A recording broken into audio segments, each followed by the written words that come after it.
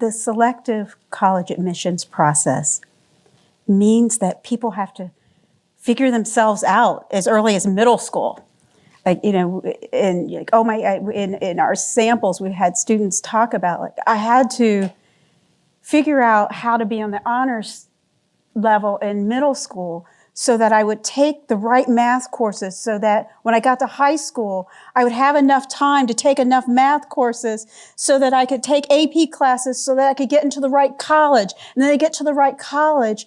And for some, it was like, I made it. Can I press pause now? And for others, the treadmill keeps going. And so there's this sense of, in my view, what should be a time where people can reflect, they've been trained on a treadmill and they don't know how to get off of it.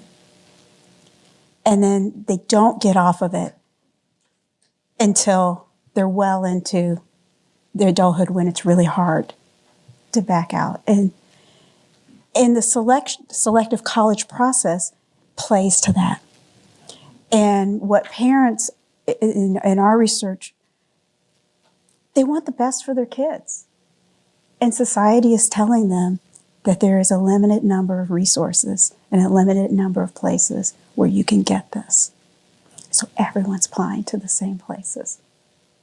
And so when you think about just in the Gazette and the Crimson was, the lowest acceptance rate for Harvard College in its history, which means, 60-some thousand applicants for 1,900 spots? What are we doing?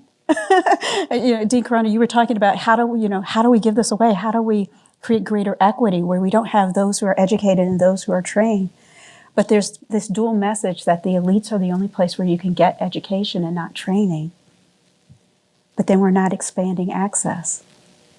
And so then you look at, well, what are the great state schools? So I went to Ohio State. And Buckeyes. Go Bucks. No Michiganders in here, right? Right, so go Bucks, right? And my oldest brother, I was saying at dinner, I'm the youngest of 8. And my oldest brother is 24 years older than me, and there's 6 of us in between. And my parents didn't go to college, and they wanted all of us to go to college. And when my older brothers came of age to go to college, they went to an HBCU, so historically black college university, because they couldn't get in to other places. And then my oldest brother, he was in one of the first classes of African Americans in the Harvard Business School, class of 1971. But then for the rest of us, that was number 1. Now there's like 7 more that have to go to college. And so it came down, it's like, well, what's wrong with Ohio State? And it turns out you can get a really great education at a state school. But the prevailing message is that you've got to get into one of the elite schools or you haven't arrived. And so how do we think about changing that message and really helping people understand how they can get this? It's not this commodity that's rare. And by perceiving it as such, you're undermining the ability of the elite colleges to do what they're designed to do, which is to create transformation, to create thinking, to create space. I have a daughter who's 24, I have a 10-year-old. I want them in their college years to have space and time and protection to make mistakes and to kick the tires of life and come back and change their mind. Because the other thing that happens in this process, if you start in middle school cultivating, you get to high school, and you get to college, what happens when you change your mind? I thought I wanted to be in medicine, but it turns out I don't.